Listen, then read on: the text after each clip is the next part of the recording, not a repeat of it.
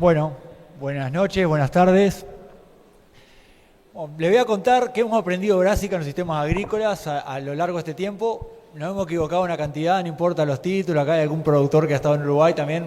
Hemos metido mucho la pata. Estoy desde 2008 trabajando en brásicas, por casualidad de la vida, porque bueno, era un cultivo que nadie quería y cuando había financiación y fue aprovechando las oportunidades y bueno, cuando vino la ola en Uruguay de las brásicas teníamos una cantidad de años acumulados. Dos cosas, a qué me dedico actualmente. Soy director del Sistema Agrícola Ganadero de INIA. INIA tiene 6 sistemas de producción. Yo dirijo como gestión en la investigación de lo que es agricultura y ganadería en sistemas intensivos. Así que más o menos en mi trabajo, lo que me ha alejado bastante de la investigación en los últimos años, estoy haciendo menos trabajos de investigación y más de gestión. Y bueno, ¿y qué estamos haciendo en INIA últimamente? Bueno, tenemos una agenda de investigación y casi todos los proyectos que estamos trabajando son con grupos de productores. Nos juntamos con gente de la producción, definimos qué vamos a hacer, entonces tenemos una agenda bastante cercana a los productores y eso que nos da, en la medida, bueno, estamos intentando colaborar un poco más que antes. Me tenía que parar por acá, ¿no? Sí, exactamente, bueno, perdón. Así que venía por acá. Estaba exactamente donde no tenía que estar. Bueno, la otra cosa, no voy a entrar en detalles. Hoy presento para un grupo grande de trabajo trabajando en brásicas en Uruguay. Las brásicas son importantes hace bastante tiempo. Exportamos casi todo, tenemos problemas diferentes que ustedes. Así que bueno, más o menos vine por ahí. Entonces bueno, yo no le voy a dar recetas. Yo me enojo mucho cuando van los argentinos a Uruguay y nos dicen, hay que hacer las cosas así. Bueno, no sé, yo le voy a contar la experiencia de Uruguay y veamos qué puede servirle. Si me quiere interrumpir, me dicen y vamos resolviendo. Así que bueno, compartimos información. La otra cosa, tenemos sistemas muy distintos. Región veía que tenían 1.200.000, 300.000 hectáreas de soja, más o menos la soja que tenemos en todo Uruguay, o sea que más o menos tenemos el mismo área. Esta es el área de trigo, cómo fluctuó en los últimos años. Hoy tenemos más o menos 300.000 hectáreas de trigo de forma bastante estable, creciendo en rendimiento. Sí tenemos un aumento de rendimiento bastante grande, más de 4.000 kilos la media nacional y sigue creciendo. Genética y mucho nitrógeno, bastante nitrógeno es lo que explica eso. Tenemos cebada, que vi que ni la nombraron, más o menos un tercio del área invierno es trigo, un tercio cebada, y el gran cambio ha sido la colza, con esos serruchos que tienen sube y baja de área en función del precio o en función de algunos palos que no hemos pegado en producción, pero más o menos ha sido el cambio importante.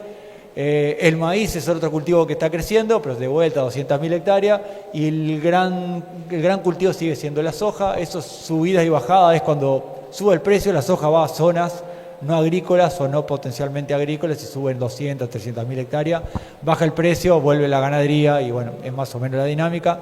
1.100.000 hectáreas es el área estable soja en el área agrícola. Y eso ha hecho que tengamos una intensidad de cultivo, nosotros le llamamos intensidad de cultivos, ¿cuántos cultivos por año tenemos? De más o menos en los últimos años 1,5, 1,6 cultivos por año. O sea que tenemos casi más de la mitad del área de física con cultivos de invierno. Y lo que no tiene cultivo de invierno, que yo lo nombré acá, tiene cultivos de servicio. Sé que están discutiendo la ley de suelo, pero ahora voy a todo trigo, me invitaron a una mesa para discutir de la ley de suelo. Desde 2013 tenemos la ley de suelos y tenemos que hacer cultivos de servicio durante el invierno. El barbecho no juega, no podemos tener barbecho por ley, puede haber barbechos, hay cobertura, pero casi todo el área tiene un cultivo de cobertura, básicamente pensando en la erosión. Ahora le llamamos cultivo de servicio porque hacemos otros, pero es bueno tener el suelo cubierto para que no haya erosión. Después se aplica bien, mal, dependiendo del productor, pero fíjese que en los años que no hacemos cultivo de invierno tenemos que hacer muchos cultivos de servicio. Cuando hacemos cultivos de invierno, los cultivos de servicio bajan. Entonces hay como una tendencia a tener el doble cultivo, porque si no tenés que gastar algo, por lo menos para cumplir la ley. Y eso de alguna manera ha cambiado bastante.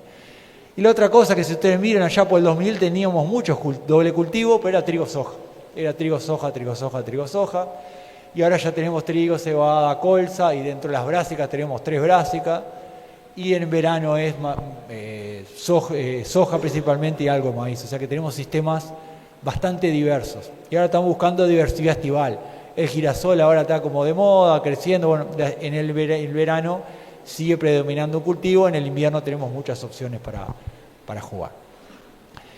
¿Y por qué eso de la intensidad jorobamos? Bueno, tenemos bastantes trabajos en Uruguay. Este es un trabajo que hicimos hace muchos años, que bueno, tener sistemas que mantengan el carbono, que mejoren el suelo, tenemos que tener por lo menos 1,5 cultivos por año y tienen que rendir mucho. Así que bueno, acá está el balance de carbono de un grupo de chacras de FUCREA, que es como la CREA de Uruguay. Cuando teníamos más de 1,5 cultivos de año, teníamos una cantidad de lotes con balances positivos o neutro de carbono. Cuando teníamos pocos cultivos, el balance caía. Si igual teníamos muchos doble cultivos, pero hacíamos trigo soja que no rendía nada, el segundo trigo, tercer trigo rinde poco, bueno, no tenía sentido desde el punto de vista del carbono. Y hemos publicado una cantidad de cosas al respecto. Cada tanto sube el precio del trigo y volvemos a querer hacer trigo sobre trigo. Más o menos tengo medido de entre mínimo 16% de pérdida cuando hago 2 inviernos seguidos trigo. Ni le digo si hacemos 2 años brásica, ahí la pérdida puede ser mucho más grande, o sea que no, tienen bastante área para crecer, no inventemos hacer colza sobre colza durante 2 inviernos. Allá en Uruguay el año pasado tuvimos 5% del área de colza sobre colza, es como comprar un problema de un cultivo nuevo, o sea que no ir por ese camino. Y las secuencias que van a tener girasol y colza también comparten una cantidad de enfermedades, esclerotinia, entre las principales, entonces bueno, son secuencias que no deberíamos ir en ese camino. Y las brásicas, bueno, el año pasado llegamos a tener 297.000 hectáreas de cultivos de brásicas, 85% fue colza, 12% carinata y 3% camelina. Y el crecimiento ha sido, este es el crecimiento del área de canola, fíjese que el 2010 casi que no había área, llegamos a tener 350.000 hectáreas casi de brásicas, había más brásicas que trigo, por ejemplo, fue algo bastante raro para Uruguay. En el eje, en el área de camelinata la estamos viendo en el otro eje, ¿no? Porque le falta un cero, o sea, estamos hablando de que tuvimos 35.000 hectáreas como un área récord, pero bueno, es mucho menos, y camelina unas 10.000 hectáreas subieron el año pasado, puede estar el dato más o menos porque no tenemos exactamente, no es oficial el dato total de camelina. Y bueno, 2 cosas importantes. ¿Por qué tenemos tanto tiempo brásica? Porque alguien invirtió y perdió plata o hubo una apuesta país a desarrollar el cultivo. La colza, Alur, que es una empresa estatal, bueno, la historia, bueno, una historia no tan buena como la empresa, pero apostó a tener biocombustible en Uruguay, generó como sobreprecio por una cantidad de años. Todos los productores aprendieron a hacer colza. Cuando el precio subió, la exportación aprovechó el momento.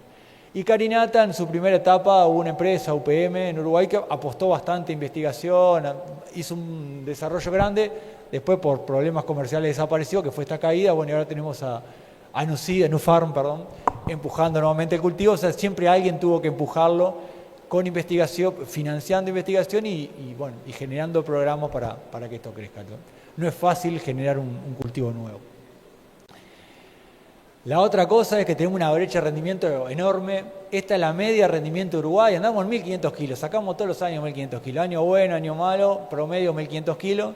Es verdad que hay productores que están sacando 3.000 kilos, acercándose a rendimiento más alto, pero la media nacional es 1.500 kilos.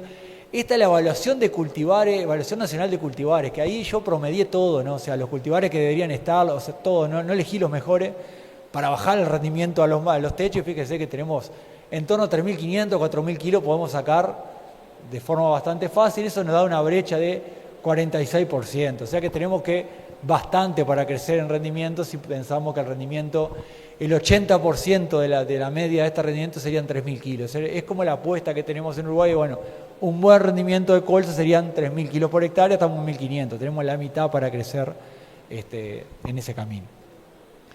¿Sí? Más cerca el micrófono. Bien. No estoy cumpliendo nada, me estoy moviendo, en fin.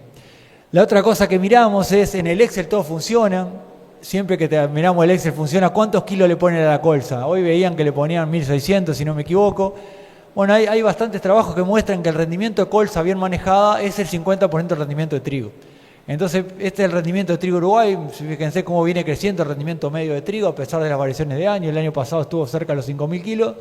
Y este es el rendimiento de colza. Mejoramos el trigo porque cambiamos la variedad, aplicamos más nitrógeno y la colza.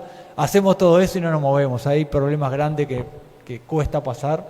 Y cuando veíamos el porcentaje de rendimiento, al inicio teníamos un 60% de rendimiento de colza respecto al trigo y estamos en torno al 35, 40%. O sea que es una medida interesante.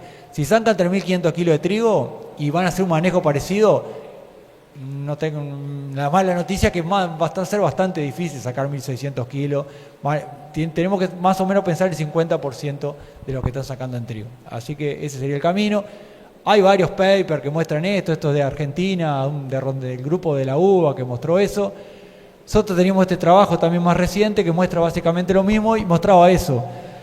En trigo mejoramos, los años que mejoramos, la relación cae, los años que el trigo es malo, la colza tiene oportunidad de no ser tan mala y ahí hoy veían que miraban solo un rendimiento y no sabemos cuánto va a ser el rendimiento del año que viene. Tener varios cultivos nos permite de alguna manera, como no sabemos cómo va a ser el año, jugar distintas cartas y básicamente veíamos esto. Años buenos de trigo, capaz que la colza no se destacaba, pero años malos de trigo, la colza tenía alguna ventaja porque los periodos críticos no coinciden. Tienen periodos críticos ubicados en momentos bien diferentes. ¿Sí? Sí. De fertilización. Fertilización, selección de cultivares. Lo que nos pasó a nosotros, por ejemplo, en colza, que trigo hemos cambiado los cultivares y colza seguimos plantando casi todo el área con una variedad que era como del 70, o sea, había una mejora genética en trigo que en colza no estaba ocurriendo. Pero sacado eso, es fertilización de nitrogenada, que no es solo la dosis, sino es el momento que la fertilizo. Vamos a ver ahora que muchas veces en colza fertilizo cuando el cultivo se arma, le decimos en Uruguay, está armado el cultivo y ya retarde. Nunca fertilizaríamos un trigo tarde y la colza, como no tenemos el ojo, fertilizamos bastante más tarde de lo que se debe, entonces gastamos plata al santo botón porque estamos aplicando en un momento donde el cultivo ya tiene fijado el rendimiento. Hoy hablaban ahí de distintas secuencias, nosotros tenemos bastante medido esto es un trabajo bastante viejo que hicimos en un momento, a fecha igual hay un efecto cuando uno siembra colza, siembra antes la soja de segunda respecto al trigo. Tenemos 15, 20 días por lo menos en Uruguay que yo siembro una soja de segunda sobre colza mucho antes que una soja de segunda sobre trigo. Borrando ese efecto, sin el efecto fecha de siembra, encontramos para un set de datos 11% de aumento de una soja después del trigo, después de colza respecto a una colza después de trigo. O sea que hay una ventaja real medida, publicada, de en torno al 10%, y en maíz esa diferencia nos da 17%, pero tiene un problemita este trabajo, que todo fertilizado con la misma dosis. Yo capaz sobre el trigo, si le ponía un poquito más de nitrógeno, igualaba los rendimientos. ¿Me explico? La colza es un mejor rastrojo, inmoviliza menos nitrógeno. En este trabajo fertilizamos todo con la misma cantidad, entonces desfavorecíamos el trigo. Pero como lo que más que tiene soja, podemos pensar como mínimo un 10% de mejor rendimiento sobre colza que sobre trigo. O sea que el XLS lo pueden ajustar. El margen no sé. Sí, mejora el margen si gasta lo mío, pero acá, por ejemplo, soja después de colza, 3.000 kilos para este experimento, soja después de trigo, 2.700 kilos. Eso nos da 11% de diferencia. ¿Está? Esto es un trabajo, ahora estamos haciendo otro trabajo que está por ser publicado ahora, que agarramos datos de productores y acá encontramos algo un poquito diferente. Esta es la media de rendimiento de Uruguay para ese periodo, o sea, según el año, tuvimos años de 800 kilos de soja y años de 3.000 kilos de soja, o por lo menos un grupo de productores que tienen ese rango de rendimiento. Y esto es cuánto se diferenciaba, por ejemplo, colza versus trigo, ¿tá? Que es este cuadradito. Los años muy secos, la colza queda por debajo. Eso nos pasó algunos años. Decíamos 10%, pero cuando el año es muy, muy seco, el antecesor colza termina siendo positivo hasta 5% peor que el trigo. Maneja mucho peor el agua, se seca mucho más rápido el suelo. O sea que los años malos son malos para todo, la colza no nos soluciona.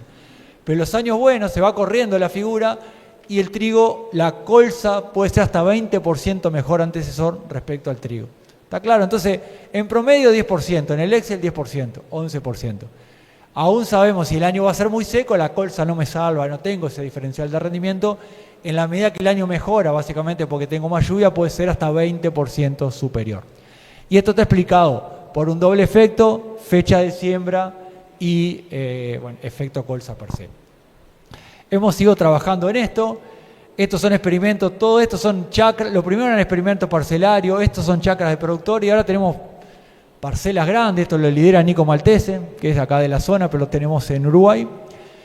Y bueno, y de vuelta nos viene marcando lo mismo. La colza sigue siendo el mejor antecesor respecto a lupino, a barbecho, a cebada, a vicia y a trigo. O sea que el peor antecesor es trigo, el mejor es colza y eso de vuelta vuelve a dar en torno al 10-12%. Así que ahora, ¿qué estamos haciendo con estos proyectos? Bueno, explicando por qué es el agua, es el nitrógeno, qué explica esa diferencia para entenderla y poder manejarla, pero los porcentajes siguen dando más que nada lo mismo independientemente del set de datos que estemos mirando. Esto es lo único que creo que le voy a mostrar que no está publicado porque, bueno, son datos preliminares de este experimento que arrancó el año pasado. Así que eso lo pueden manejar como algo que seguramente ocurra en todos lados.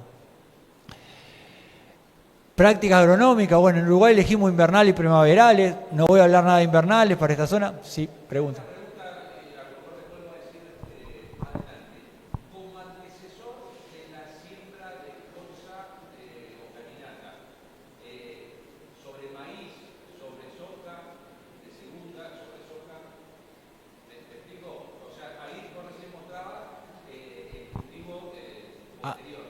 ¿El otro cultivo?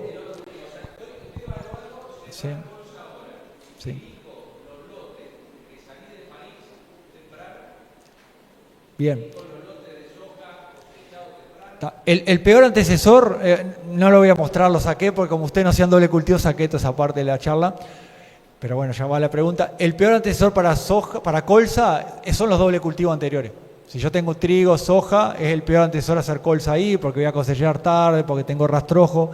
Vamos a ver que la implantación es un problema crítico en la colza, entonces ese es el peor antecesor. El mejor antecesor que tenemos nosotros es maíz, maíz de primera. Ahí tenés tiempo para probar al barbecho y podés elegir bien la fecha de siembra. O sea que eso sí, esa es la pregunta, iría por ese lado. También tenemos un efecto que hoy no me... Lo estoy volviendo loco al señor acá, pero...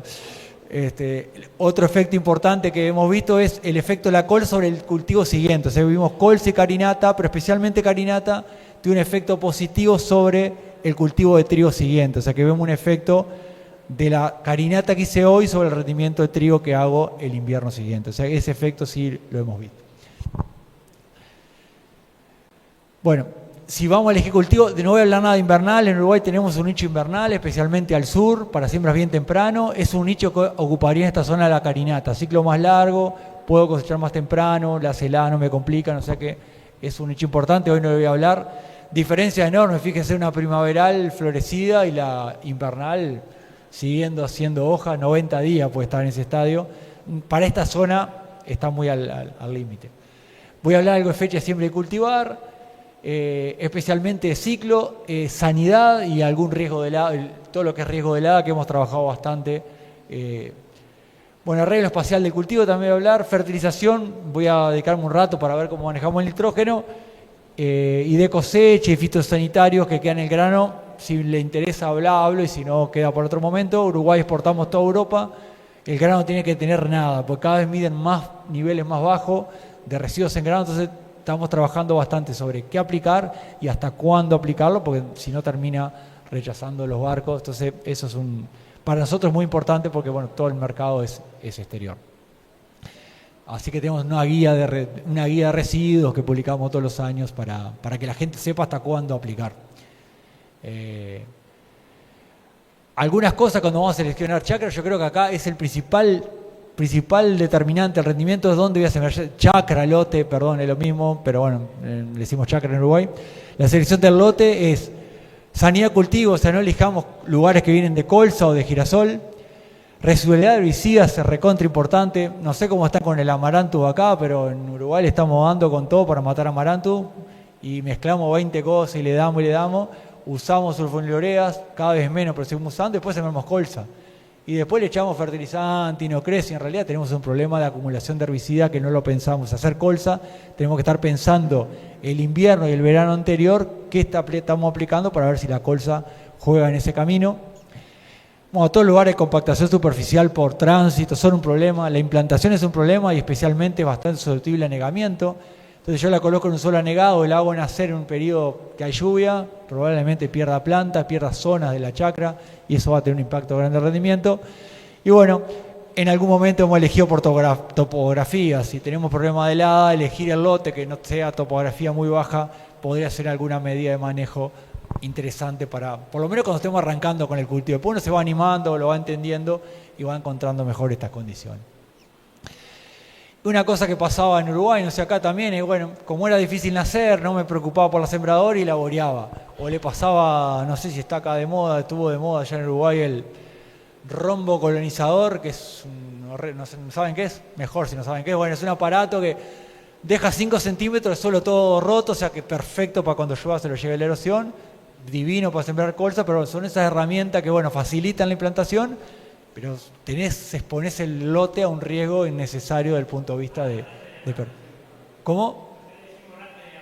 Rastra de diamante. Bueno, parecido, no exactamente igual, pero bueno, ese tipo de herramientas que rompe todo, dejan arriba el suelo degradado. Bueno, se ha ido la moda de eso, pero estuvo un momento que estaba, si no tenías uno de esos, no era de punta. Así que bueno, creo que pasó, no sé cuál viene. Bueno, hay pila de ejemplos acá, se pueden ver la foto de colzas con rastrojo, es un tema de selección de máquina. Para resolver el herbicida, niña, tenemos una cantidad de trabajo, es un partido verlo, o sea, es muy difícil dar una recomendación porque es un efecto año muy importante. Hace 5 años el experimento y no pasa nada, viene un año muy seco, muy húmedo, que los herbicidas se ponen disponibles y pasa todo. ¿Qué estamos recomendando? Acá es un ejemplo, el más claro es el diclosulán, creo que se está usando cada vez menos el diclosulán. Si tenemos diclosulán el verano antes, ni inventemos colza. En un momento decíamos, bueno, si llovió, no importa, o sea, casi todos los trabajos, esto es cómo rindió el cultivo siguiente, es el NDVI en realidad, cómo había crecido, esto es diclosulán. El resto se mezcla, pero el diclosulán es como que seguro está prohibido, el resto podemos discutirlo.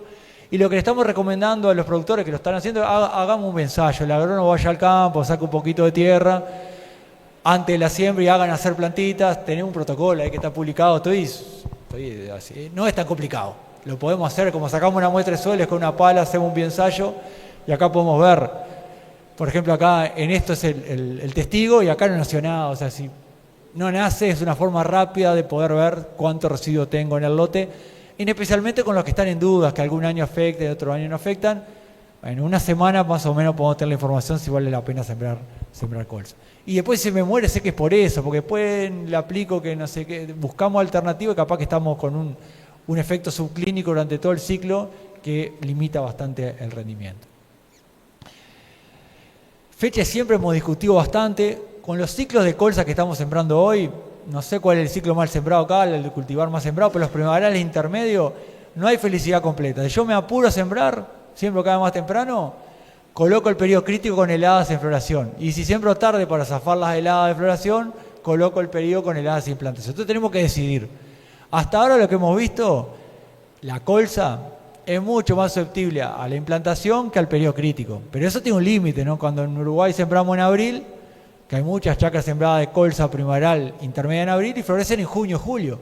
O sea, ¿cuántas heladas me voy a poner en ese periodo? O sea que si no pasa nada, bueno, voy a tener un buen rendimiento, porque si en el periodo crítico tengo una temperatura más cercana a 15 grados, maximizo el rendimiento. Pero cuando estoy cerca de los 15 grados, estoy cerca de las heladas. Entonces, ahí no tengo arreglo. Entonces, no sé cómo están los seguros. Los seguros en Uruguay al principio aseguraban cualquier cosa, después se dieron cuenta que perdían todos los años, entonces empiezan a poner fechas cada vez más tarde para asegurar y mucho de esto no está con. Entonces, ¿qué recomendamos? Bueno, medianamente en mayo, fin de abril, mayo, la fecha siempre para casi todos los primaverales, donde yo tengo me expongo helada, pero no tanto, y esa es más o menos la variabilidad. Estos son chakras y esta viene la variabilidad que tenemos. Cuando me voy más tarde y no gano nada, empiezo a perder de todas maneras, ahí capaz que la camelina empieza a tener alguna posibilidad cuando me voy más tarde, porque bueno, se implanta mucho mejor con heladas y tiene un ciclo unos 20, 30 días más corto que la colza, y ahí podría tener un nicho de ubicación en estos sistemas tan intensos de doble cultivo. De carinata, todo lo mismo, pero corrido 20 días para adelante. O sea, tengo 15, 20 días de adelanto a la fecha de siembra, por eso yo le digo que la lógica sería invernales, que acá no la jugamos, carinata, y después viene la colza en ese orden para sembrarla, para lograr equivar los periodos críticos. Las heladas fueron un problema. Yo trabajé como asesor también, además de ser investigador, y me pegué muchos palos con las heladas, pero palos grandes que esperás que el cultivo rinda en colza, en carinata, y uno se va amansando. No hay helada y el año siguiente siempre un poquito más temprano, y las heladas no ocurren todos los años, entonces cuando ocurren son bastante dolorosas. El 2019 fue el último año en Uruguay que tuvimos una helada grande, 2021-22 de vuelta, pero la 2019 fue, no sé, muy tarde, muchas horas, porque las heladas que ocurran, la intensidad, bueno, podría ser una charla de helada. Bueno, entonces empezamos a trabajar con colza contra carinata, bueno, cómo ajustan el ciclo. La carinata, esto con Avanza 641, que no está mal en el mercado, pero son bastante parecidas a las nuevas, capaz 5 días más corto. que las que estaban sembrando. Tiene un ajuste, la carinata ajusta mucho más el ciclo que la colza. Entonces, bueno, generamos modelos de fenología para todos los cultivos, para estas dos especies, para ver cuándo caían las heladas. Y acá agarramos para Uruguay, para una zona de Entre Ríos. Acá no sé qué localidad les hace sentido. Esto es Paraná, Concepción del Uruguay, Zabala, San Pedro, Argentina. Bueno, no sé cuál les gusta más para ver el ejercicio. Concepción. Si vamos para Concepción del Uruguay, esto es 30 de septiembre. 30 de septiembre con una fecha donde ya probablemente no ocurran heladas. O sea, no es una fecha que tenemos que decir, bueno, después de eso florece, pero para que tengan una idea cuándo ocurre. Entonces, Concepción del Uruguay, siembro colza el 15 de abril, el periodo crítico yo no lo definí, es el periodo más determinante al rendimiento, donde si me pasa algo ahí, yo pierdo mucho más porcentaje de rendimiento que si ocurre en otro momento. Supongamos que el periodo crítico en colza arranca a 100 grados día, bueno, unos días después de la floración y dura unos 400 días, unos 20 días, 25 días. Es un periodo bastante extendido en el tiempo, es parecido a soja la duración que tiene ese periodo. Bueno, si sembramos el 15 de abril, que no recomendamos una colza primaveral en abril, bueno, el periodo crítico cae todo, cae junio, una parte de julio, cae mucho temprano la colza, la carinata, que es el celestito, ya empieza a quedar corrido. Ya siembro el 1 de mayo, la carinata me cae perfecta, cae mitad del periodo crítico antes del 30 de septiembre, segunda mitad del periodo crítico después del 30 de septiembre, y la colza sigue quedando toda mucho antes del 30 de septiembre. O sea que ahí uno puede elegir en qué momento va eligiendo. Acá sembramos hasta el 15 de agosto, no por un tema que recomendamos sembrar en agosto, sino porque queríamos ver cómo podía ajustarse el ciclo a lo largo del tiempo. Vieron, cuando más tarde siembro se parecen mucho más los ciclos. La carinata responde mucho al fotoperiodo, acorta mucho el ciclo y se empieza a parecer a colza, pero siembra recontra tarde. Y ahí tratamos de ver grupos de heladas. Las heladas son raras, no son lineales, no es que estoy cerca de acá. Bueno, entonces agrupamos como dos grupos. En un grupo estaba Zabala, Mercedes, Uruguay, Concepción, 33 Uruguay y Trinidad, Uruguay. Y en el otro grupo estaban otras localidades, Concepción quedó acá abajo. Entonces, bueno, es para canola, por ejemplo, según cuándo siembro, cuándo es la ocurrencia helada. De una helada, de 2 heladas o de 3 heladas. Y sugerimos mirar esto, es una helada no más hace nada. Normalmente acá trabajo que tiene INTA Paraná, Leonardo Colm muestra lo mismo. A partir de la tercera helada es cuando uno empieza a tener problemas bastante graves. Entonces, cuando siembro en mayo y estoy en el grupo de los rojos y tengo 50%, por esto tener 3 heladas. Si estoy en el grupo de los celestes tengo 75%. Ya en junio no tengo nada, entonces yo tengo que jugar acá. Tengo que jugar acá al medio, apostar a tener algún periodo de heladas, pero no hay posibilidad de zafarla y tener buen rendimiento. Entonces, siempre tenemos algún riesgo asociado a la... Pero bueno, esto lo pueden ver, lo pueden discutir después, se les puedo dejar el trabajo, como está publicado para que miren para su localidad cuántos riesgos están corriendo. Porque el riesgo con las heladas con colza vamos a tener siempre, es cuánto estamos dispuestos a correr, si el seguro me lo paga o qué herramientas tengo de diversificación para que no me agarre toda la colza al mismo momento. Entonces, por eso la carinata tiene sentido, la camelina tiene sentido, el trigo, la cebada, porque yo diversifico y no me agarra todo con un mismo problema, porque en algún momento van a venir. Así que eso más o menos de fecha de siembra. Después, si quieren alguna pregunta, podemos aclarar más cerca, pero no quiero dar la recomendación para esta zona. Es lo que hemos encontrado para Uruguay, creo que son los parámetros que tenemos que tener. Una cosa que trabajé demasiado fue en población y distancia entre filas, arreglo espacial le llamamos. La cantidad de experimentos infame que hicimos en esto no hay efecto en la población. Cuando yo miraba la parcela, sembraba una parcela, no importaba cuándo sembraba, y por mucho tiempo me peleé con todos los sembradores, decía, lo mejor es 17, 19 centímetros. Entonces yo me compré la máquina, me salió $100.000 para sembrar con placa, no, 19 centímetros mejor, andá con la araña, le decía yo. Porque cuando yo hacía experimento parcelario me daba esta diferencia enorme. Ecofisiológicamente acercar la fila tiene una ventaja muy grande. ¿Cuál es el problema? Si después no logro el cultivo, porque la sembradora es una monodisco que tiene una cantidad de problemas, termina siendo más grave. Entonces, primera conclusión, si logro sembrar bien, 19, más cerca la fila, más rendimiento. Está el tema que tenemos que lograr el cultivo. Entonces, antes de dar una charla de esto, peleándome con todos, diciendo, no, 19 mejor, no importa la sembradora. En carinata hicimos peor trabajo, este pobre se llama Gastón, es una tesis de maestría, midió 11.000 plantas.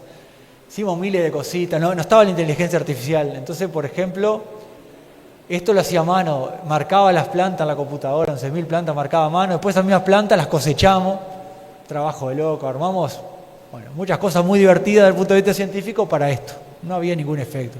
El arreglo espacial en el metro cuadrado no importa, si tengo más de 30 plantas por metro cuadrado, tanto en colza como carinata, no cambia el rendimiento. Piensa cambiar si me paso de planta, tengo más de 100 o más de 80, 90 en carinata, pues a tener problemas de vuelco, de competencia entre plantas, o sea, el blanco para invocar la población es enorme. Pero lo que estamos trabajando ahora, cuando digo ahora, esto es una tesis que tiene como 2 años atrasado, es que nos dimos cuenta tarde, es que no importa la población en el metro cuadrado, yo siempre lo lograba en las parcelas, es la proporción de áreas sin con huecos. ¿A qué le llamamos huecos? Zonas con menos de 30 plantas por metro cuadrado. Entonces el objetivo es, usemos la mejor sembradora, la mejor tecnología, para tener la menor cantidad de área con menos de 30 plantas por metro cuadrado. Esto es población, estos son productores, esto es índice NDVI a inicio de elongación. Cuando yo tengo 70, 80, todas lograban. Cuando yo tengo 20, 30 plantas, algunos productores que son una buena sembradora o tenían bien preparado el barbecho, lograban buen cultivo, tenían el mismo rendimiento, pero había otros que tenían horrible, o sea, tenían 30 plantas en promedio, pero eso se componía de 100 plantas, de 0 plantas, 30 plantas, o sea, busquemos una buena calidad de siembra, buscando tener la mayor proporción del lote con esa regla, que podemos que ustedes son 30 o 25, pero el 30 es un número que yo manejamos como razonable, como para mantener el lote 30 plantas por metro cuadrado. Y de vuelta, el problema es pasarse, no les voy a mostrar el experimento, más de 100 plantas por metro cuadrado es un problema. Y es muy fácil lograr 100 plantas por metro cuadrado, porque como la semilla cuando me la quedo yo, que son variedades es gratis, entonces sembrar 4 o 6 kilos no me cambia de costo cuando siembro una variedad. Y era bastante, no cuesta nada, subo un poquito la sembradora y si me regalan la semilla o tengo algún programa ahí que la semilla no tiene tanto costo, tiendo a pasarme planta y eso, créanme que es un problema tan grave como tener pocas plantas, por el vuelco y por la competencia que hay interplanta. Y también pasa otra cosa, cuando yo siembro más planta, este es un ejemplo que pasa bastante, son población objetivo que teníamos y cómo cae la implantación. Cuanto más semillas planto, menos logro tengo en el cultivo. Eso está bastante estudiado, pero ¿cuál es el problema? No se mueren enseguida las plantas. Yo cuando tengo 150 plantas, créanme que en algún momento el cultivo va a terminar con 110, 120, 100 plantas, pero se mueren tarde.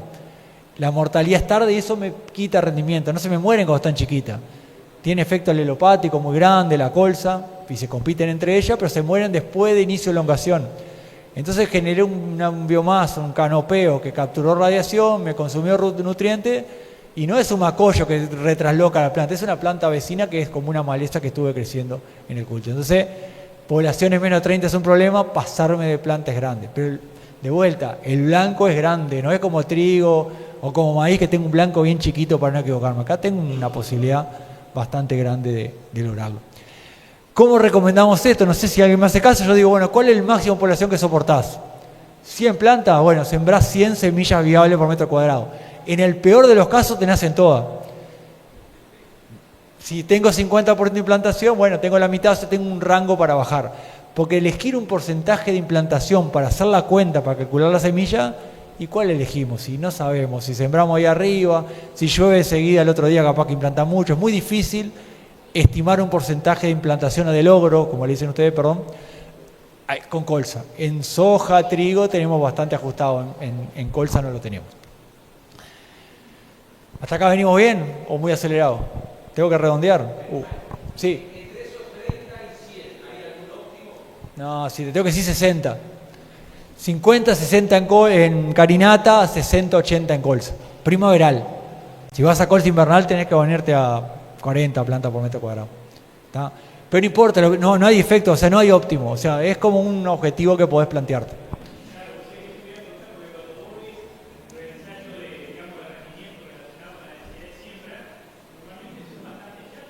Sí, no hay efecto.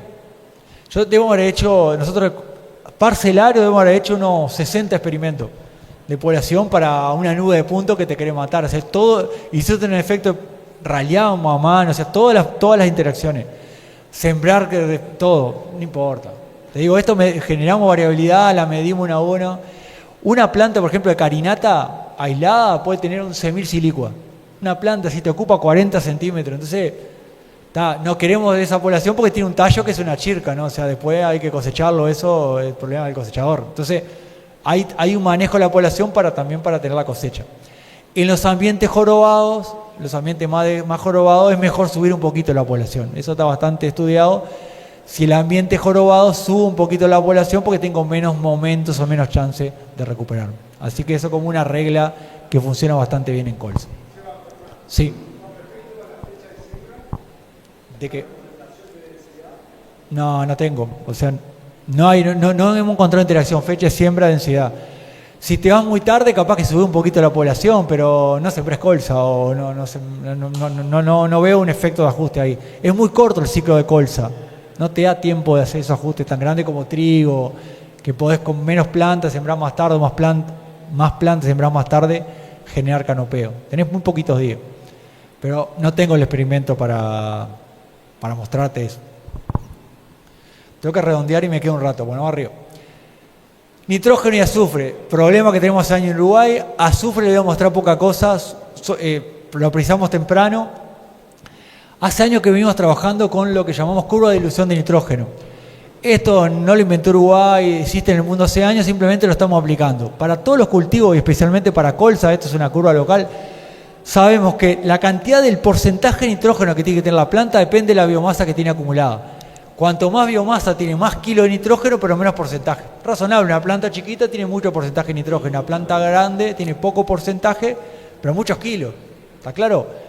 Y esta cómo se diluye, el nitrógeno va cayendo rápido, el azufre cae mucho más lento. Entonces, esto empieza a decir que el azufre tengo que tenerlo desde temprano en la planta porque se va a diluir mucho más lento. ¿Está claro?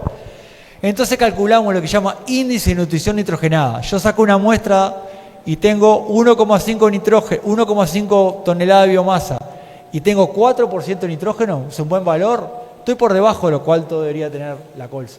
¿Está claro? Entonces tengo un índice de nutrición nitrogenada con menos de 1. Me falta nitrógeno. Debería absorber esto para tener la cantidad que debería tener el cultivo. Lo mismo, y si estoy por encima, estoy con consumo de lujo. Eso me dice si tengo que fertilizar. No me dice nada. Me dice que en este momento el cultivo tiene hambre o está bien. Pero para adelante no sabemos qué hacer. ¿Qué hicieron algunos autores en Uruguay? Bueno, dijeron, ajustemos con datos cuál es el valor a inicio de elongación que tengo que tener para no tener respuesta. Entonces determinaron que 1,04, 1,5, 1,1 más o menos. Si tengo ese índice 1,1, no tengo respuesta. Y en azufre me daba 0,88. ¿Está claro? Eso, pero no sé, ¿cuánto aplico? No sé. ¿Cuál es el problema? Todos estos modelos de inicio, que yo llego a inicio de elongación, seguro le llamamos, no sé cómo le llaman acá, equivalente a Z30 el trigo cuando arranca a elongar, y tiene que estar bueno el cultivo, o sea que tengo que haber hecho cosas antes, no puedo llegar ahí a ver qué onda, porque ya llegué tarde, o sea, tengo que fertilizarlos de entrada. Y yo siempre esta foto la muestro todas las charlas, esto parece precioso, es un cultivo que está lindo, me saco una foto ahí, está buena esa parcela, pero es un cultivo que está empezando a elongar y tiene 400, 500 kilos de materia seca, es una porquería, o sea, está buenísimo el cultivo, pero nunca fertilizaríamos un trigo que tenga esa biomasa. En cambio, estas parcelas que están fertilizadas tienen 1.500, 2.000 kilos de materia seca. Entonces, eso es un objetivo. Tenemos que llegar al momento de aplicar este modelo con más o menos, por lo menos 1.000 kilos de materia seca, 1.200 kilos. El ideal, 1.500. Si yo saco una muestra en inicio de elongación y tengo 500 kilos, hagan lo que quieran. O sea, no hay modelo que el cultivo ya va a rendir 1.500 kilos. Es lo que nos pasa mucho en Uruguay. Como está feo, espero que se arme. Cuando se arma, tiene 6 hojas. Después la 6ª hoja es longa, a menos que sea un invernal. O sea que tengo muy poquito tiempo. Y la carinata tiene la particularidad que el ciclo es más largo, pero llega mucho antes, llega unos 4 o 5 días antes, igual fecha de siembra e inicio de elongación. Después el ciclo dura más, pero inicio de elongación llega un poquito antes. Para azufre, 25 trabajos, pero este es uno que está bastante interesante. No agregamos azufre a siembra, no sacamos nada. O sea que el azufre tiene que ir temprano. Tiene que ir con el fósforo, tiene que ir en la fertilización basal o en la primera fertilización. ¿Qué ha pasado en Uruguay?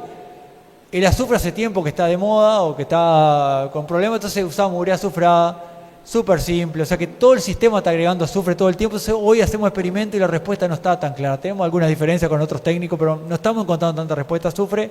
Lo explicamos porque el sistema está agregando, pero si no están agregando, la colza le va a marcar. ¿Qué pasa interesante? La colza lo marca mucho antes, pero si la colza tiene respuesta a azufre, el trigo tiene respuesta a azufre, la soja tiene respuesta a azufre, o sea que con la colza les pasa esto, sacan 0. Pero cuando pasó esto, tiene un trigo ahí que no se dieron cuenta, o sea que cuando el sistema le falta, la colza lo denuncia muy fuertemente, pero ya estaban perdiendo rendimiento en el resto del cultivo. Entonces, es barato agregar 20, 30 kilos de azufre, creo que precisamos. Busquemos estrategia para compramos el fósforo con azufre, urea azufrada, buscarle la forma que el sistema lo está agregando y no nos complicamos con ningún modelo de fertilización.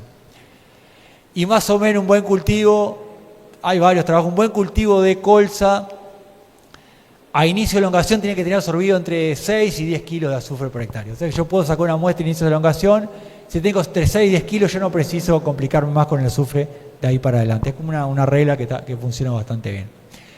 ¿Qué encontramos en las chacras? Esto es la curva de dilución, ¿cómo diría el cultivo? Cuando el cultivo tenía mucha biomasa inicio de elongación, tenía parcelas buenas, cultivos buenos, pero no existe ese cultivo en el campo, ese cultivo que creció poquito y tiene mucho nitrógeno. Cuando tiene poco nitrógeno, poca biomasa, no tiene nitrógeno, lo matamos de hambre de alguna manera. Entonces, experimentalmente sí generamos esta curva porque tengo un lugar que tenga poca biomasa y mucho nitrógeno en el campo. Por eso yo le digo, todos los años la gente me manda, saqué la muestra, 400 kilos de materia seca. No tengo nada para decirte, o sea, el cultivo ya está comprometido, va a sacar 1500 kilos. Fertilizarlo ahí con como quiera, yo qué sé. No, es un cultivo que ya está comprometido al rendimiento.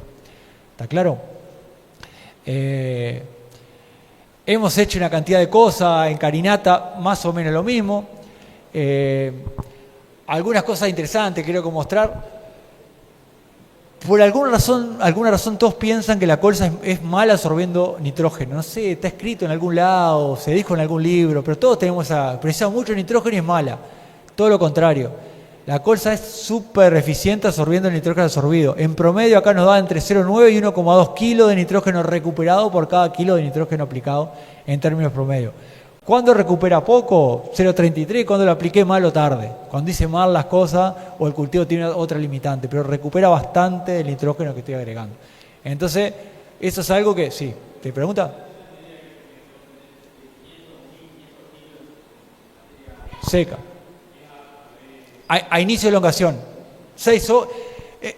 Casi todas las colzas primerales es B6, 6 hojas, semana siguiente inicio de elongación. Entonces, hay pocos días para hacer eso. Entonces, tengo que arrancar el cultivo cuando esté implantado, pero implantado chiquito, fertilizarlo con bastante nitrógeno.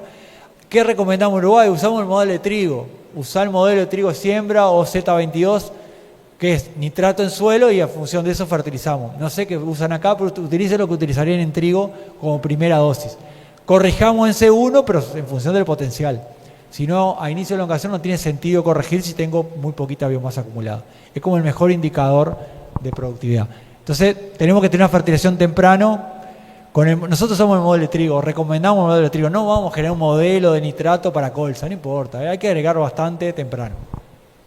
Cuando digo bastante son 60, 70 unidades de nitrógeno por lo menos para que un cultivo tenga un potencial después de sacar 3.500 kilos por hectárea. Y en esta zona debe andar igual porque los suelos, por los trabajos que he visto, dan 40, 50 kilos de nitrógeno en el invierno. O sea que más o menos tiene que agregar por lo menos 70 kilos de nitrógeno ahí temprano para llegar a C1 y poder hacer una recuperación si queremos sacar 3.500 kilos por hectárea. Si queremos sacar 1.500 y bueno, no pasa nada, no precisan el modelo. Bueno, esto es importante, se absorbe mucho el nitrógeno, eso desde el punto de vista cuando exportamos nosotros nos ha servido estos trabajos porque deja poco nitrógeno libre, eso se emite poco óxido nitroso, entonces vendemos el grano con pocas emisiones de óxido nitroso. Hay todo un camino ahí, la carinata lo tiene que hacer la cuenta mucho más importante porque va para combustible de aviones, pero hay un camino interesante, hemos generado investigación para apoyar eso. Y algunas cosas que hemos trabajado, esto lo publicamos ahora en el 2026, es podemos usar fuentes diferentes. No quiero vender ninguna fuente, pero acá en TEC 26 funcionó bastante bien. De vuelta, el vendedor me quiere vender en TEC 26 que use los mismos kilos. Dice, usar los mismos kilos de urea que los mismos kilos, porque es mucho más eficiente. Y es verdad, es mucho más eficiente. Pero si tengo la mitad de nitrógeno, tiene 26 de nitrógeno y la urea tiene 46, y no puedo hacerlo kilo a kilo. Entonces acá nos da una ventaja bárbara de una cantidad de fuentes, sulfamos también, pero a dosis altas. Entonces la fuente ahí lo que utiliza una fuente diferente, que es muy cara, en Uruguay no se usa comercialmente, Pero bueno, si voy a usar una fuente alternativa, la eficiencia no es para abajo, es para arriba. O sea, esa mayor eficiencia me permite potenciar el rendimiento, no me permite ahorrar fertilizante. Entonces eso está complicado decirlo porque comercialmente no sé si funciona, pero no puedo usar la mitad de la dosis por la más eficiencia. La eficiencia me permite mantener más tiempo el nitrógeno en la planta, que es lo que intenta mostrar esta figurita, que no quiero perder tiempo. En Teco 26 mantuvo el cultivo súper nutrido todo el tiempo. Alguna fuente en el sulfamo a baja dosis estaba recontra bien y terminó bastante mal. O sea que las fuentes estas más eficientes son para arriba. No tratemos de ahorrar usando fuentes porque no tiene sentido, se murea. No bajemos las unidades. Si cambiamos esa fuente porque esperamos un aumento de rendimiento. Repetí como 5 veces lo mismo, pero como se repite tantas veces el otro cuento, a veces nos convencemos. Es balance de masa, hoy lo decía ahí Víctor. Si estoy extrayendo 20 kilos y agrego 2, y bueno, eso no anda. O sea, no es, por más que sea 100% eficiente. Entonces, tengamos cuidado. Pero es verdad que hay un camino en el largo plazo, si ustedes están queriendo aumentar rendimiento, de cambiar la fuente tradicional por fuente más eficiente y eso nos va a dar un salto de rendimiento. No los quiero aburrir. Cuentas. Hoy decían que 600 kilos de camelina es sin nada, no me imagino que es sin fertilizante. Más o menos para todas las brácteas que nos está dando entre 10 y 15 kilos de nitrógeno por cada kilo de nitrógeno agregado. Esto es para carinata. Acá está créanme que esto es a eficiencia agronómica uso el nitrógeno, 10 a 15 kilos.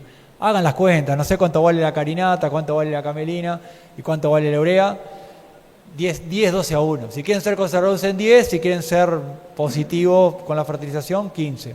Entonces ahí van a estar teniendo y pueden hacer la cuenta si vale la pena. Estos son una cantidad de experimentos, distintos sitios, nos da más o menos lo mismo. Si lo aplicamos bien, ¿no? Si tenemos un cultivo de 500 kilos y le agrego 200 kilos de nitrógeno, y bueno, ahí no hay respuesta porque estoy agregando mal y tarde. Con las recomendaciones más o menos de momento es la eficiencia que pueden esperar. Se parece mucho al trigo, es la mitad del trigo. Bueno, la carinata y la colza tiene el doble de energía que el trigo, más o menos eso funciona de esa manera. Preciso, con los mismos kilos de nitrógeno genero la misma energía en grano, solo que pesa la mitad. ¿Cómo los podemos ayudar de Uruguay? Bueno, hace un tiempo generamos la que le llamamos la familia modelo Optifert. Lo tenemos para trigo, lo tenemos para maíz. Es eso, inicio de elongación. Yo utilizo esta curva de dilución con algunas cuentas que no voy a entrar en detalle para ver cuánto tengo que fertilizar. Básicamente, bueno, hay una aplicación ahí que se llama Iñamóvil, que la puede bajar, la pueden utilizar. Me encantaría que alguien agarre el fardo y lo podamos validar acá en Entre Ríos, porque creo que debería funcionar, o sea que podamos hacer alguna interacción de que en Uruguay funciona, está validado, que pueda de alguna manera utilizarlo de acá. Así que acá hay un camino de uso. Estos son los datos con los cuales generamos el modelo de colza, pero básicamente la cuenta es esta. Este es el nitrógeno acumulado, esta es la biomasa que tiene el cultivo. Yo saco una muestra, tengo esta cantidad de biomasa y tengo este nitrógeno absorbido. O sea que me falta, debería absorber nitrógeno para no estar muerto de hambre en ese momento. Entonces, la dosis que vamos a recomendar, el modelo con un resumen es, una parte es cuánto me falta para nutrirme, para no estar flaco ahora. Y la otra es cuánto tiempo voy a crecer. El ciclo va a demorar, entonces con el ciclo del cultivo decimos, bueno, va a crecer determinado periodo, entonces tengo que fertilizar para cubrir el nitrógeno, para seguir por esta curva durante el largo del ciclo. ¿Se entiende? Digo, ¿cómo estoy hoy? Recupero lo que me falta hoy, digo, ¿cuánto crecería de acá para adelante? Y para eso utilizamos varias ecuaciones que tenemos de tasa de crecimiento entre inicios de elongación y floración y su relación con el rendimiento y el índice de nutrición nitrogenada y el rendimiento. De vuelta, esto al que le interese es una charla de 1 hora explicando cómo hacemos la cuenta, pero básicamente toma en cuenta esa curva que existe, que la ajustamos por Uruguay, pero después nos dimos cuenta que trabajamos ajustando esa curva por Uruguay igual que la reportada para colza en el mundo, o sea, estamos usando la colza mundial de dilución, o sea que no es un invento nuestro, o sea que funciona en cualquier parte del mundo. Y bueno, cultivo cuánto hambre tiene hoy, cuánto le falta crecer y en función de eso definimos la dosis. La ventaja de esto es que yo puedo agregar más de una vez, me da 100 kilos de nitrógeno. Y yo no sé cómo hacer, pero los puedo agregar ahora y puedo agregarlo más adelante el resto de la dosis o sacar otra muestra más adelante y ir en el camino. El problema de hoy es que el agrónomo acá tiene que trabajar, tiene que ir al campo, cortar una puerta de biomasa, secar la muestra, tener el porcentaje de biomasa y el porcentaje de nitrógeno. Para el 2027, como lo tenemos para trigo y para maíz, eso lo va a poder hacer no el nitrógeno por NDVI. O sea, vamos a poner el polígono a la aplicación y te va a decir el NDVI, vos solo tenés que llevar el porcentaje de nitrógeno. Ya para trigo funciona así, entonces le evitamos al agrónomo o al productor tener que cortar la muestra, que da trabajo y lleva algún tiempo. Una cosa que también está saliendo en estos días, que los puede ayudar a ustedes si lo están haciendo, horrible, son malísimos con los nombres, ya le digo, Nutrival le pusimos, bueno, es como eso que usaba del INMI del 2016 no se actualizó más. Juntamos todos los datos que había en Uruguay y estamos empezando a sumar datos de Argentina con Fernando García, que era ex de INMI, pero estos son los datos de Uruguay de extracción. Entonces encontramos que las tablas del INMI sobreestiman una cantidad de cosas. Entonces en soja sobreestiman una cantidad de nutrientes, y entonces acá que tenemos arroz, tenemos carinata, miren todos los datos que tenemos, por ejemplo, de nitrógeno de carinata. Bueno, tenemos una cantidad de datos y vamos a tener como un balance como estaban haciendo, pero con datos por ahora uruguayo y esperemos que argentino, para estimar un poquito mejor la extracción, ajustado a los datos nuestros. Nitrógeno, por ejemplo, en soja, la proteína viene cayendo acá en Uruguay rapidísimo, en Argentina viene cayendo, o sea, estamos trayendo cada vez menos nitrógeno con la soja. Eso tratamos de representarlo, no es algo bueno, ¿no? Pero bueno, es algo que está ocurriendo y tratamos de representarlo con esta aplicación. Y después, encalado, no sé cómo están de pH, en Uruguay el pH está bajando, parece que hay un tercio del área agrícola que tiene pH de menos de 5,5. Estamos trabajando, bueno, definir la dosis. Hoy hay respuesta al encalado, el tema es cuánto agregar. Y entonces estamos con algunos trabajos que seguramente pueden colaborar acá, bueno, qué dosis agregar dependiendo del producto. O sea que ahí hay un camino. El modelo se va a ver así, ustedes van a tener que cargar algunos datos, pero básicamente es cuánto fertilizaron antes de ese momento, el contenido de nitrógeno y la biomasa acumulada. Esto es el que está hoy funcionando para trigo, pero es una versión que hicimos de prueba en Power BI, o sea, una versión hecha casera. A partir de ahora, en 10 días, va a estar una versión programada.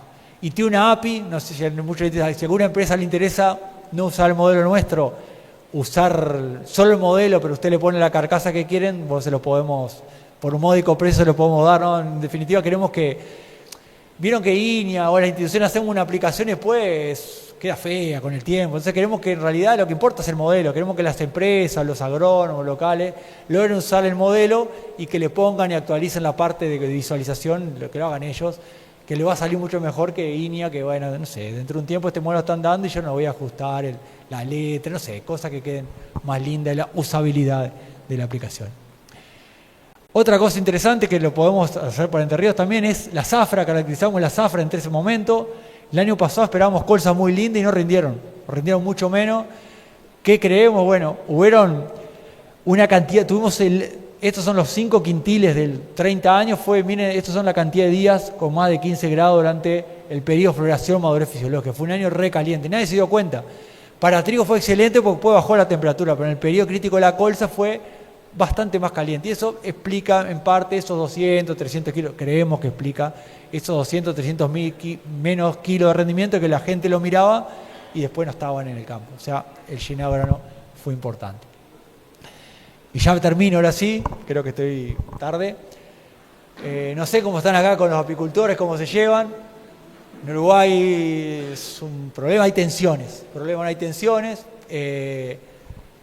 Aparece todo en las abejas, tenemos proyectos que son divertidos porque hacen vomitar la abeja, la meten en una carpa con algo que aplicamos, la abeja después, no sé, le sacan el juguito, están apareciendo curasemillas, o sea que estamos generando un problema.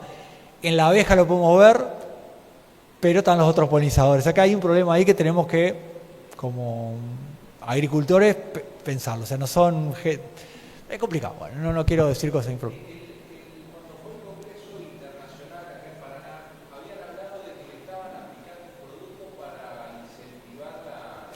Sí. Ahora estamos con un proyecto distinto. Me hace pregunta el dueño acá, yo demoro. Hay un proyecto, hay varios productos que atraen las abejas. Lo que se le ocurrió a unos investigadores de allá que lo estamos probando es carísimo. Y si empieza solo en vez de usarlo para atraerlas en el cultivo, por ejemplo, carinata, me estoy desviando.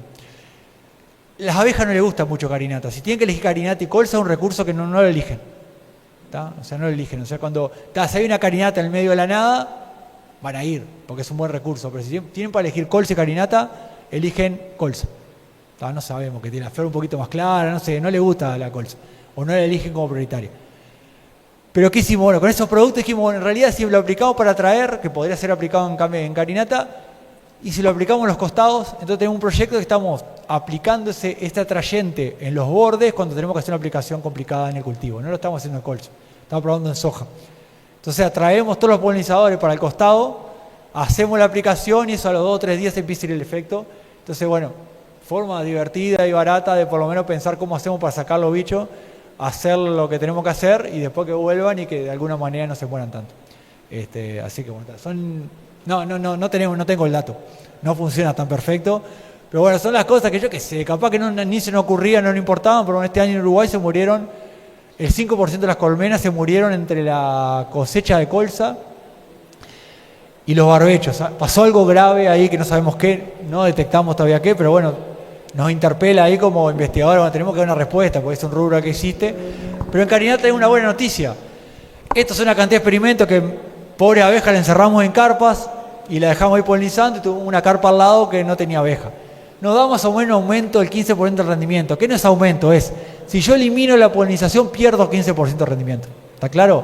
Los apicultores dicen, ganamos. En realidad es, si puse una carpa que no entra nada, entonces bueno, si yo aplico un producto que corro los polinizadores en la colza, pierdo 15% de rendimiento. O sea, tengo un negocio ahí por cuidarlo. Y el efecto más importante, especialmente cuando tengo variedades, es este. Estas son las carpas con colmena y estas son las carpas sin colmena. Todos han tenido problemas de decidir momento de secado, momento de helado de la colza. Es difícil, tengo una pérdida grande de rendimiento. O sea, mucho más fácil definir el momento de cosecha en esta colza que en esta colza. O sea que homogeniza mucho más la floración cuando tengo una alta carga de polinizadores. No solo abeja, ¿no? Todos los otros polinizadores nativos. O sea que tenemos ventajas como agricultores de mantener. Así que bueno, creo que era eso y quedo con preguntas. Gracias.